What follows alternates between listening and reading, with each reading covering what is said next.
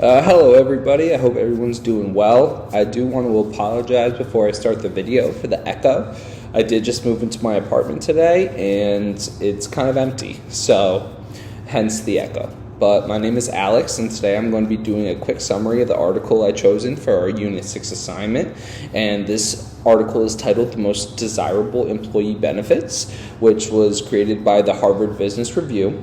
And it's an article that explores how benefits to employees have now become one of the greater needs as opposed to traditional monetary compensation, such as a higher salary or higher salary bumps.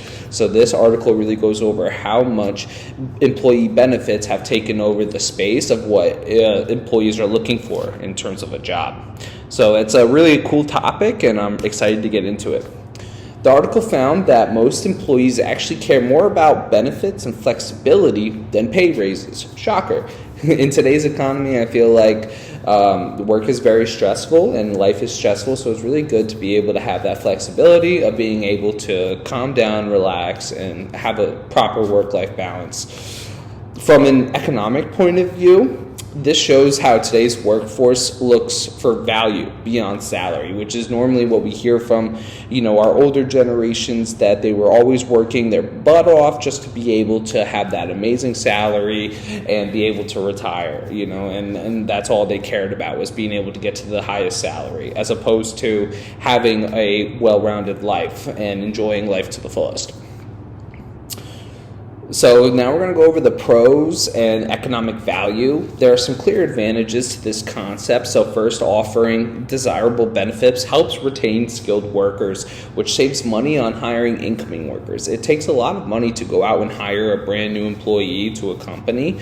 So being able, if you offer good benefits, that's going to decrease your turnover. So being able to offer great benefits is going to keep people to wanting to stay and work for your company, which is extremely important. Hiring out can be extremely expensive, and that's something that not every company, especially like a small to mid-sized company, is something that they can handle at the moment. You know what I mean? So that being said, people are caring more about what we're giving to the employees instead of a monetary salary compensation plan. So it's really important that a company has these good benefits.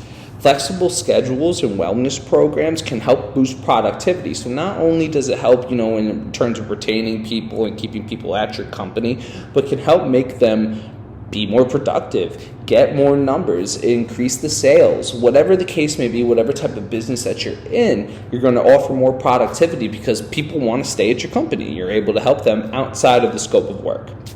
And finally, having strong benefits can help build a company's reputation. People job hop all the time. And one of the things that's going to make someone be interested in your job is, what do you offer? Do you offer that 401k? Do you offer decent health care? Do you offer decent dental, eye vision? Whatever the case may be, everybody's completely different. So what's important to one person might not be important to the other, but if you're well-rounded, you might be able to reach all sorts of demographics. Some opposing viewpoints. So some critics point out that these benefits can be expensive to offer, and they are, but that's sort of risk and reward. You're taking the risk on paying for these benefits, hoping that you're going to end up getting good employees who are going to want to stay for you for a long time. And that's important when it comes to any size business, from small all the way to large. Some also say that not employees want all the same benefits. Yes, of course, everybody knows you're not going to make every single employee happy. You're not going to be able to give them absolutely everything they want to a full scope. But being able to give them as much as you possibly can is imperative, and that's going to keep that reputation high, but also keep them and the retention high, which is everything that you're kind of looking for in a business. So to wrap up, the article reminds us that, benefits aren't just perks. They're not just things that you get for joining a job. Sometimes these benefits can be even more influential than your actual pay. So they're economic tools, but they're, it's not just a perk. And that's what a lot of people think of. When it's really important when you're jumping from job, if you're going from job to a different job, to be able to say, yes, this job has good employee benefits. It's going to want to make me stay. So in the end, employee benefits are extremely important, and to some people, they're more important than an actual salary raise or any compensation bump.